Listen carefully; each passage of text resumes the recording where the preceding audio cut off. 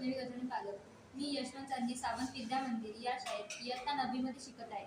आम्ही विकसित भारत या उपक्रमासाठी विचार करत होतो. खूप विचार केल्यावर आम्हाला एक कल्पना सुचली. काही ठिकाणी अनियमित भूकंप होतो. ह्या होणाऱ्या भूकंपामुळे इमारती जमीनदोस्त होतात. लोकांचे मोठ्या प्रमाणात नुकसान होते. त्यात जीवितहानी होते. हे भूकंपाचे दुष्परिणाम टाळण्यासाठी आम्हाला एक कल्पना सुचली. जेव्हा भूकंप होतो तेव्हा तेथील लोकांना भूकंप होणार आहे याची कल्पना नसते. यावर आम्ही विचार केला व उपाय सुचवला. जेव्हा भूकंप होणार आहे तेव्हा तेथील लोकांना सूचित करणारे यंत्रे बनवले तर हा विचार डोक्यात घेऊन हे यंत्र बनवले, जेणेकरून भूकंप होण्याआधी तेथील लोक सूचित होतील. तर या यंत्रामध्ये या तारेला हा नट जॉईंट आहे.